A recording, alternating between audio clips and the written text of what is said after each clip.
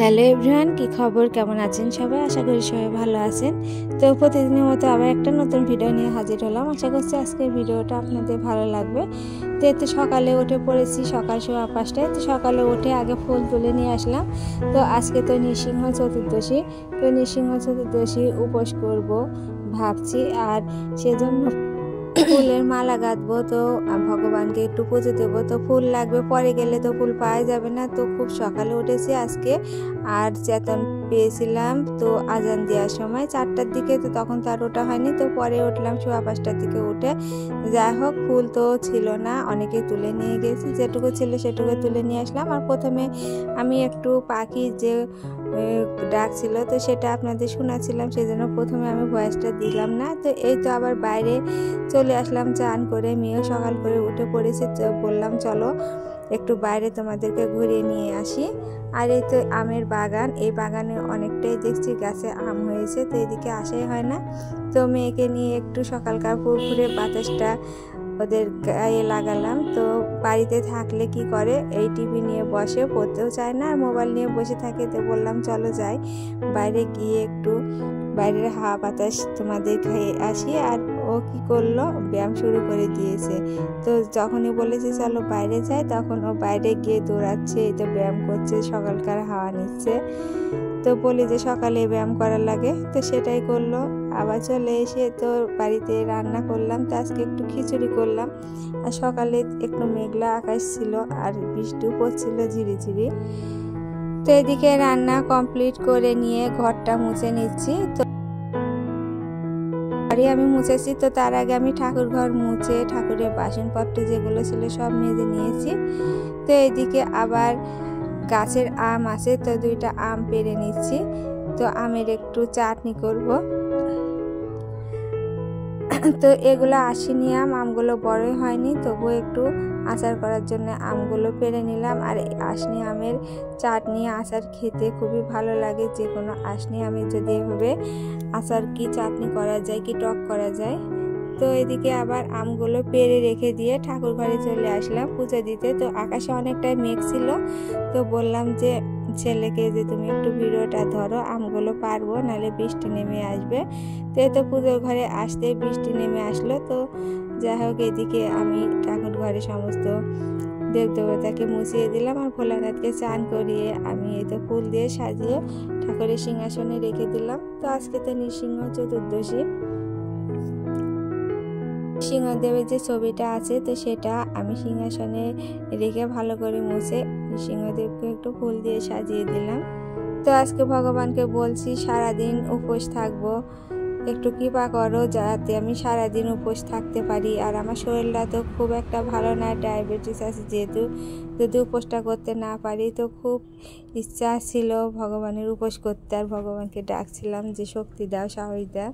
তো যাই হোক, এদিকে ফুল দিয়ে আমি সব সিংহাসন সাজিয়ে নিলাম। এদিকে গুরু বাবা সিংহাসনে একটু ফুল দিয়ে সাজিয়ে নিলাম। তো এদিকে ভোগ নিবেদন করা হয়ে গেছে, এবারে আরতি করে নিচ্ছি। তো পুজোয় বসলে যা হয়, প্রতিদিন কেউ না কেউ আসতেই থাকে। তো মন দিয়ে পুজো করব তারও তো জো নেই। তো এদিকে এও এসে ডাকছে। তো যাই হোক, ওদিকে আর কান না দিয়ে আমি এদিকে পুজোটা সারা করে নিলাম। তো পুজোটা হয়ে গেল।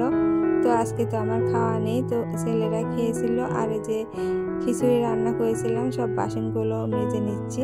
তো দুপুরে রান্না করতে যাব। তো এর মধ্যে তো অনেকই কাজ থাকে, তো সবগুলো তো ভিডিও আনা যায় না, তাহলে ভিডিওটা অনেক বড় হয়ে যাবে। তো এদিকে থাল বাসন মেজে নিয়ে এই তো আমের আচারটা করলাম। তো এই আচারের রেসিপি সীমার রান্নাঘর চ্যানেলে পেয়ে যাবেন।